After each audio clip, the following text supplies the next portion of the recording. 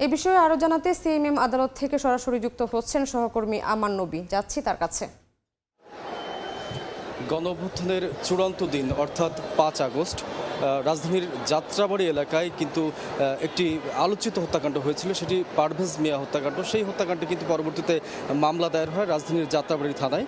সেই মামলাতে কিন্তু আজ রিমান্ড শুনানি অনুষ্ঠিত হয়েছে। সেই মামলায় সাবেক প্রধানমন্ত্রী শেখ হাসিনার বেসরকারি শিল্প ও বিনিয়োগ বিষয়ক উপদেষ্টা সালমান এফ রহমান, সাবেক আইসিটি প্রতিমন্ত্রী জুনায়েদ আহমেদ পলক, সাবেক আইনমন্ত্রী আনিসুল হক, তৃণমূল বিএনপির সভাপতি শমশের মুবিন চৌধুরী, তাদেরকে আজ 7 দিন রিমান্ড চাওয়া হয়েছিল। বিজ্ঞ আদালত কিন্তু শুনানি শেষে তাদেরকে 4 দিনের রিমান্ড মঞ্জুর করেছেন। পাশাপাশি আজ আলোচিত আরেকটি মামলা, সাবেক প্রধানমন্ত্রী শেখ হাসিনার পুত্র সজীব অজেদ জয়কে নিউ ইয়র্কে হত্যা এবং অপহরণের চেষ্টা, সেই মামলাটিতে কিন্তু আমার দেশ পত্রিকার সম্পাদক মাহমুদুর রহমান জামিন পেয়েছেন। সেই মামলাটির শুনানি হয়েছে ঢাকার মহানগর দায়রা জজের আদালতের 4 নং এজলাসের বিচারক ইব্রাহিম মিয়া। তিনি কিন্তু এই মামলাটির শুনানি শেষে মাহমুদুর রহমানকে খালাস দিয়েছেন। তার আইনজীবীর সাথে আমরা কথা বলেছি। তার আইনজীবী জানিয়েছেন মাহমুদুর রহমানকে মিথ্যা মামলায়, সম্পূর্ণ একটি প্রহসনমূলক মামলায় তাকে গ্রেপ্তার করা হয়েছিল। তিনি বলেছেন একজন সম্মানিত নাগরিককে কিভাবে মিথ্যা মামলার মাধ্যমে জেলবন্দি করা যায় তার নিকৃষ্টতম উদাহরণ হতে পারে এটি।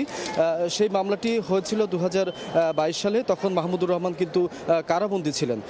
কারাবন্দী থাকা অবস্থায় তিনি কিন্তু এই মামলার আসামি হয়েছিলেন এবং পরবর্তীতে তিনি দেশে প্রত্যাবর্তনের পর, অর্থাৎ গণঅভ্যুত্থানের পরবর্তীতে তিনি কিন্তু দেশে প্রত্যাবর্তন করেছিলেন।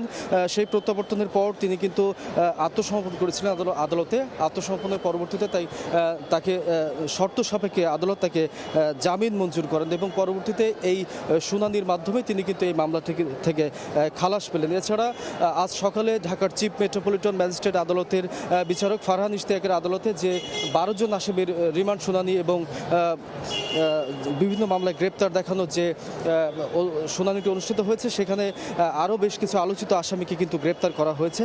তার মধ্যে রয়েছে ঢাকার সাবেক সংসদ সদস্য সাদেক খান, তাকে মোহাম্মদপুর থানার 2টি মামলায় গ্রেপ্তার দেখানো হয়েছে। জুনায়েদ আহমেদ পলককে দেখানো হয়েছে আরও কিছু মামলায়। এখানে মোট 12 জন আসামিকে কিন্তু গ্রেপ্তার দেখানো হয়েছে।